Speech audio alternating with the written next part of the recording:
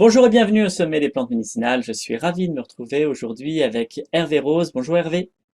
Bonjour Loïc, Tu es, ravi euh, aussi de participer.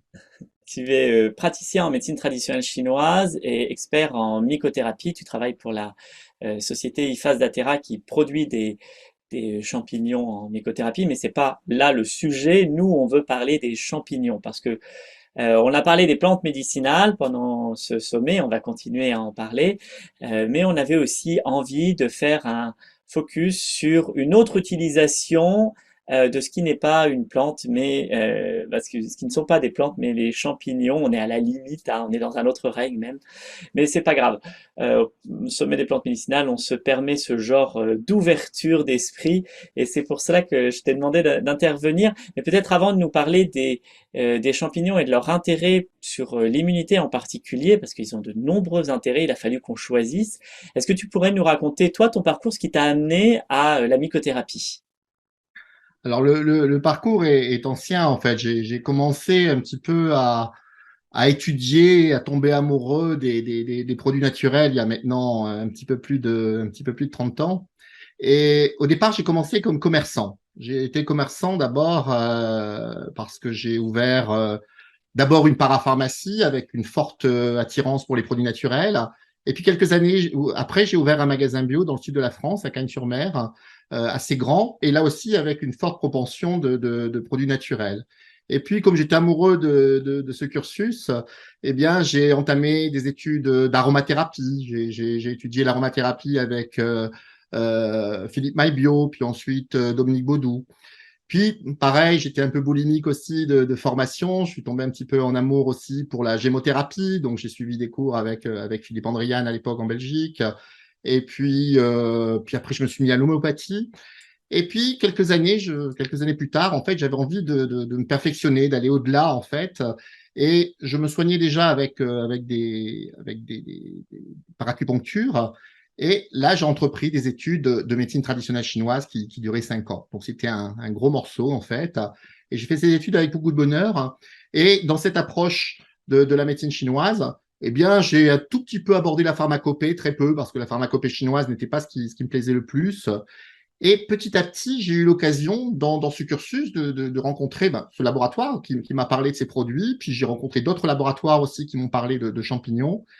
Et petit à petit, j'ai intégré la mycothérapie il y a maintenant 13 ans dans mon arsenal thérapeutique. Et là, ça a été une véritable révélation, en fait. C'était vraiment un outil qui était fantastique parce que ça me permettait simplement, avec un ou deux champignons, de couvrir le spectre que je remplissais avant avec deux, trois, quatre, parfois cinq produits, parfois plus même, hein. Et la mycothérapie était une espèce de résumé, en fait, qui me permettait d'avoir des préconisations beaucoup plus souples, beaucoup plus agréables, et là aussi, avec, en toute objectivité, avec des résultats thérapeutiques qui étaient vraiment étonnants et rapides. Voilà comment je suis rentré un petit peu en amour, en fait, pour ces champignons. Et puis, il y a quelques années, j'ai vendu tous ces magasins.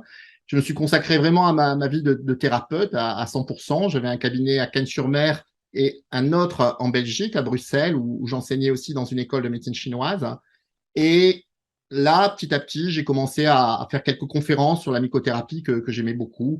Et puis, de fil en aiguille, j'ai pris un peu plus de place dans ce laboratoire. J'ai commencé par être responsable de la formation. Et puis, accessoirement, maintenant, je m'occupe aussi de toute la partie commerciale pour la France, la Belgique, la Suisse, le Luxembourg, tout ce qui parle français, en fait, tout ce qui est francophone, les dom-tom également. Et ça a été vraiment une révélation. Et c'est un outil à part entière, en fait. Comme tu le disais tout à l'heure, Loïc, la mycothérapie, les champignons, c'est un règne à part entière. C'est un règne à part entière. Ça a été reconnu comme tel, d'ailleurs, assez récemment. Pendant des années, on confondait les champignons, on ne savait pas trop comment les classifier, si c'était des algues, si c'était des plantes. C'était un peu mélangé.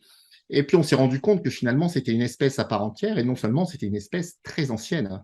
Les champignons sont arrivés sur Terre pratiquement il y a un peu plus d'un milliard d'années au Précambrien. Et en fait, euh, ils sont arrivés bien longtemps avant les vies animales ou même végétales. Ce qui est intéressant de comprendre également quand on regarde justement cet arbre phylogénétique, c'est notre proximité avec les champignons. Le genre humain ou le genre animal, en fait, a une proximité et un génome assez proche. En fait, nous partageons plus de génomes en commun avec les champignons que nous n'en avons avec les plantes. C'est assez étonnant. Et c'est aussi ce qui explique leur très très bonne tolérance, en fait, leur très bonne capacité d'adaptation lors de leur utilisation thérapeutique.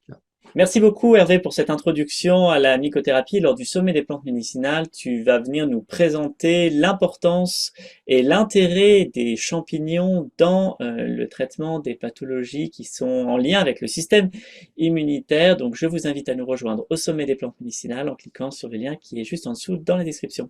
À tout de suite.